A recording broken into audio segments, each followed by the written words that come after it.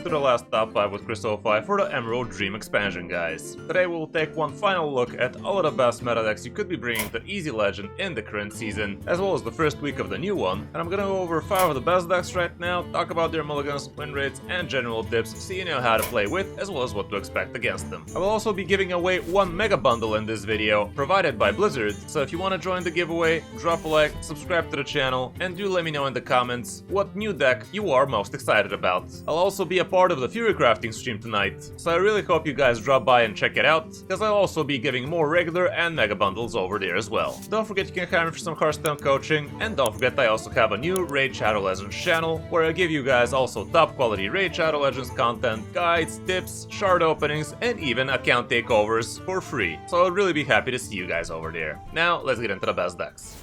You are not prepared! The big winner of this expansion still remains Hog Demon Hunter. Hog Demon Hunter is just way too quick, way too easy, and way too powerful to ignore. The deck has a lot of damage, a lot of tempo, and a lot of inevitability once the Hog Ball starts rolling. This one is the Greedier Endbringer Umbra variant, and this really makes it very hard for a lot of opponents to actually do anything against you, because even if they chipped you down, you just heal back to full, and also sometimes even kill them in the process. You can definitely check out my detailed guide about this one, if you want to know how to play it, and I'm pretty sure I gave you a detailed guide about exactly this list, so really no reason for me to go too much into detail in this one, but yeah, you have plenty of card draw, you have good removal in the form of Hot Coals, as well as Wyvern Slumbers, you even have Nightshade Tea so you can poke around things. The Ball Hog is obviously amazing, which you get to revive with the help of Ravenous Felhunter, which you also get to repeat with the help of Endbringer Umbra, as well as with the return policy, so the deck is really disgusting to face. Here's what the matchup section looks like for this one, and you're gonna see that you're not that great against Drunk Pally, but everything else is very much fair game. Here's what the updated mulligan stats look like. You're always gonna want to find your Tusk Piercer, Brain Masseuse is also great on one, Grim Harvest so you can cycle for your deck, Ball Hog especially if you already don't have your Tusk Piercer, but even if you do have it, you're not gonna be losing sleep about keeping this one either. Wyvern Slumber is pretty decent, Illidari Studies is something you could be doing on turn 2 or 3 and feel good about it, the rest probably not so hot though. On the coin it's plenty of the same stuff, but here even Xavius makes some sense because technically you could point him out on turn 3 and then still follow up with a turn 4 decent Ball Hog. For other good Demon Hunter decks, if we gotta be completely honest, I could have included plenty more Demon Hunter decks on this list, and you can see that the Sauna regular variant is also doing quite well, but I do believe the variant I'm showing you is just a bit more consistent, a bit easier to play, and it also has a lot more sample size for just 0.1 less % win rate, so there's that. We can see all sorts of different iterations of these two decks, but there's also Space Demon Hunter that works quite well too. Big Demon Hunter is even out there with cliff dives and such, and so on and so forth. Basically, it's a great time to be a Demon Hunter player. On the number 2 spot we have Buff Hunter, which also has been getting some pretty nice stats lately, and the deck can be pretty disgusting if curved out properly. There's nothing too special about this list, it's still a deck I have given you guides about, so you can definitely check those one out, but the main gist of this deck is you buff a few minions, play them on curve, and usually the opponent stops kicking a lot sooner than they should, because you drop something like 11-12s really fast. Even though the deck is called Buff Hunter, sometimes you could even just win through the help of tempo and board presence with things like Jungle Gym, things like RC Rampage, the Patchwork Pals, that kind of stuff. So don't always think you have to be winning through big bears and big bellhops. Sometimes you just actually tempo stuff and chip away at the opponent, and at the end you could actually just death roll them to death if they've been dumb enough to play something really big against you. Furious Foul is also something you could be targeting face with, so you actually do have a decent chunk of burn damage from your hand, so even if you didn't stick a very big man very early, all is not actually lost. This is the updated matchup section. Some of the Death Knights might be a little bit on the negative for you, Taunt Druid could be a problem, Fishing Priest is a little bit too quick, Space Warlock not that great if you manage to find one, and some of the Warriors might also not be your friend, but look at all of the other popular matchups, they're just very green. When you're first on the mulligan phase, you are going to be looking for your buffs, for your way to find minions, or for minions themselves. This is not a one-size-fits-all, so do practice a little bit of critical thinking when you're mulliganing. If you already have buffs, you're looking for minions. If you already have a minion, you're looking for buffs. If you don't have neither of them, you're looking for both both of them and you're not keeping anything else. So even though it kinda sounds like a good idea to hold on to something like Wound Prey and Remote Control, these are just supplementary cards for the deck. Your main game plan is get big men and make them bigger. If you already have a Bumbling Bellhop in your hand, you might even keep something big like Death Roll, like Sheladrassil, like Furious Foul, that kind of stuff, so definitely be smart on the mulligan phase. On the coin, the situation is literally the same, but here you could be even coining out Mythical Rune Bears as soon as turn 3, so that can also be pretty interesting. We can see plenty of different iterations of Buff Hunter at the top, including ones with Ziliax and such, but there's also Token Hunter out there, which has been seeing some rise in power, and actually it has been very good for the last 7 days. Like, here's a list with 59% win rate, almost 1000 games, which looks pretty interesting, but this is for the last 7 days, whereas for the last 3 days the situation is not as amazing for Token anymore, so maybe they have been taking some people by surprise. Now, not so much. Zerg Token Hunter also playable, but it's just a fraction of the monster of a deck it used to be.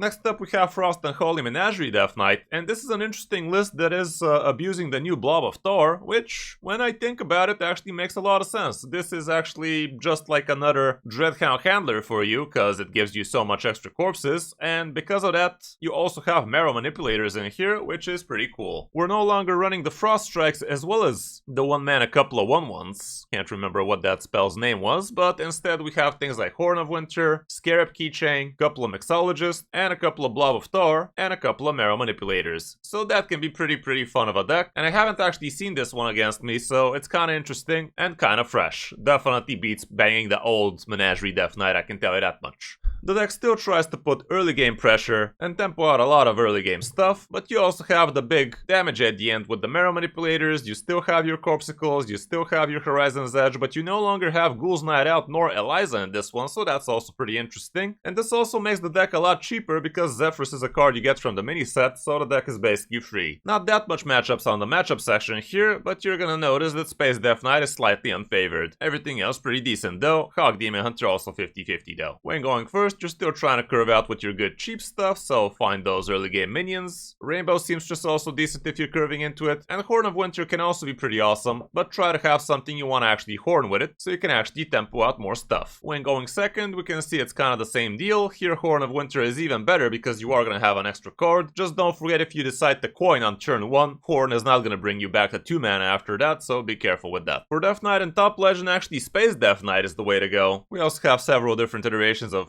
Menagerie Death Knight. Here's the old variant of the list, which is Rainbow. There's also other control-y Death Knights out there. Hand Buff Death Knight still very playable, so again, plenty of things to be played for Death Knight.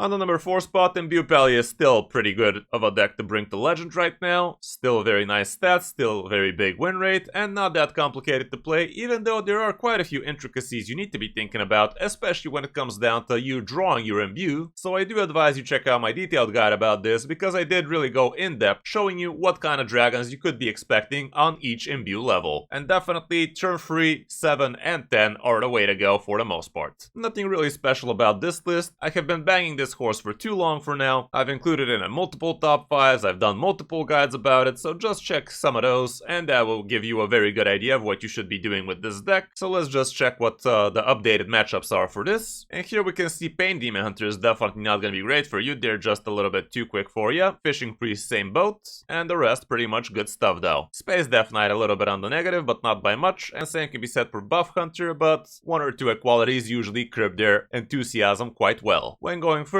or second for that matter, Ages of Light is always going to be amazing. The Brittle Bloom Knight, the Gold Petal Drake, the Red Scale Dragon Tamer, so you can find the Gold Petal hopefully. Rise Protector is not something I normally hold on to, it's just a whatever minion in the early turns, but it could be very powerful in the mid game, let's say. Flutter Wing is also pretty nice if you're curving into it. Dragon Scale Armament, not the most amazing thing you could be holding on to in the early game, I can tell you that much. Orson Maul, also not too bad if you're curving into it. Going second, it's literally the same exact cards. Here maybe Dragon Scale not as bad, but still I wouldn't say it's that amazing, because you could be getting a lot of extra bigger, better tempo in the mid game with this thing after you've actually imbued a couple of times. But I guess if you already have Ages of Light, Bitter Bloom, and Gold Petal Drake, you can right around keep pretty much everything, and that way Dragon Scale is actually going to be giving you 3 drops or 4 drops quite nicely. I was surprised to actually see Libram Pally in the top lists for Pally right now. It doesn't have as top stats as the Drunk Pally or the Imbue Pally, but still very respectable 58% 50% with 1500 games, so apparently Libram Pally is definitely back on the menu, boys, and you will be taking some people by surprise with playing this one. But yeah, like I said, several iterations of Imbue Pally at the top. Drunk Pally is super strong, especially in top legend, because it's not the most simple deck to play well with. Menagerie Paladin apparently is also pretty playable, not that big a sample size, but pretty good win rate, and the rest I think is just iterations of these, so again, plenty of things to be playing for Pally. And last but not least, we have Imbue Druid as the 5th best deck right now for Easy Legend. And yeah, why wouldn't it be a good deck? It's not hard to play, it can be pretty powerful, it has some pretty nice new tools with things like Midrisil as well as Chart Chameleon, and people really do enjoy their bigger, greener man. Again, I just brought out a good guide about this deck with some gameplay and whatnot, so you can definitely check that one out if you want to know exactly how you want to be piloting this one for Easy Legend. But all around, a lot of the time it comes down to tempoing a lot of spells in their early turns, so you can start dishing out big green men turn after turn till the opponent stops kicking. Here's the updated matchup section for this particular variant, and Protoss Mage definitely is not going to be great for you, but everything else is fair game or very much in your favor. I could check out this more popular list instead, which has a lot less win rate, but still it's going to give us a good idea about the matchups. And here we can see Pain Demon Hunter is not going to be great, Buff Hunter neither, Fishing Priest, Drunk Pally, but that's about it. Yes, it is a few of the popular matchups, but if everything else is green, well, they're not that popular matchups in the end of the day. Going first, here's what the situation looks like. Bitterbloom Knight is great. Nowadays, a Midrisil is definitely worth holding on to, especially if you have a decent curve to it. Living Roots for a couple of 1/1s on turn 1 ain't bad. Symbiosis, even though it's nerfed, is still a pretty good thing to be going for. Innervate is great. Horn of Plenty is great. Trail Mix as well. And if you're curving into a Dreambound Disciple, can also be a monster of a card, because doing something like a turn 2 or turn 3, a couple of 3/3s definitely ain't no joke. If you're curving into Fluttering, I guess that might also make sense, even though it's a little bit too expensive for my liking, especially when going first, but I guess if you have Trail Mix already, well, maybe you could hold on to that too. Going second, the situation is pretty similar, and here you are kind of favored because you are getting yourself an extra card and a coin, so those would be a couple of extra spells for you, and that's gonna get you the imbue action a lot sooner. This is the Druid list I'm showing you, above 1000 games, 58 plus win rate, definitely nothing to scoff at. Here's several iterations with very big sample size and very good win rate as well. Dollhouse Druid is still very playable, you gotta be pretty good with the deck nowadays to make it work, but still, you are gonna be winning more than losing with it. Taunt Druid is also up there as well. Aviana Druid is also barely above 50%, not by much, but I guess still playable. That's it for the 5 best decks. Now let's check out the classes we haven't mentioned in this video, starting off with Mage, and Protoss Mage still seems to be the best bet for the class. This is a Protoss Imbue Mage actually, which is kinda interesting. The sample size not that big, but yeah, it is playable for sure. We can also see Protoss Mage straight up, sitting at 51-ish% win rate, not so hot, decent sample size, but yeah, the deck definitely has seen better days. And Ryla Imbue Mage is also playable at 51 with above 1000, so you have some options, even though none of them are exactly top tier. For Priest, surprisingly, Fishy Priest did not make this top 5, even though it's still a monster of a deck you could be bringing to Legend, I can tell you that much, but right now the stats are just not that hot for it, maybe just way too many people are abusing it, with not that great success, and maybe the meta did a little bit shift to some more control-y stuff, so there's that too. And yeah, this is a 57% list, 1300 games, we can see several iterations with decent sample size, decent win rates as well, and we're gonna have to scroll for a while to see things like Tyrande Priest, things like Protoss Priest, but they're also pretty decent right now if you know how to play them well, and I do have guides about every single good Priest deck right now, which I'm as surprised as you are, guys. For Rogue, I'd say Ashame Rogue is still at the top of the naughty list for the class, and it is a pretty fun deck, I can tell you that much. Again, I did bring a guide about it, but then again, what have I not brought a guide about lately? I have been a busy bee lately with deck guides for all different meta decks, and not so meta, and some of them not so meta it seems. Space Rogue is actually also pretty decent, and from what I hear does really well against Space Death Knights. Templar Rogue also above 50%, and this deck had a lot higher win rate a few days ago, so I'm not sure what happened here, but apparently the archetype is not as hot lately. For Shaman, actually Asteroid Shaman is the deck I brought to Legend this season, which, to be fair, doesn't mean a lot, like it was just a matter of time what I'm gonna take the Legend with, but still, it is kind of a fun deck, definitely not super easy nowadays to make the most out of it, but still pretty capable of a deck. Nebula Battlecry Shaman is also pretty good. good, but again, not the simplest deck to actually make work, and that's about it for the class. Warlock is definitely in the gutters right now. Like, it has been quite a while since Warlock has been this bad. Like, it wasn't great lately, but this bad never. And there's literally not a single above 50% archetype for the class, which says a lot. And even if you bring it back to 7 days, we can only see barely a Wallow Warlock doing something here with a small sample size, so yeah, the class has definitely seen better days. And the final class is gonna be Warrior, with Dummy Warrior sitting at the top. I gotta say, the Crazed Alchemist is really cherry on top of this deck. Very fun way to be sniping off opponents with a very big Tortilla that way. And again, you can check out my fun detailed guide and coaching gameplay for that one. Taunt Warrior is also playable. Terran Warrior apparently as well. So yeah, there's several different Control-y Warrior decks out there right now that are gonna be doing you good. So that's gonna be it for this top 5, guys. Hope this helps you figure out what you want to be playing in the last weeks of the Emerald Dream expansion. Drop a like, subscribe to the channel, and leave a comment if you want to join my Mega Bundle giveaway, and I will be drawing the winner sometimes next week. Don't forget to check out the Fury Crafting stream tonight, and thanks for watching. I'm Kris05, and I'll see you in my next video or stream.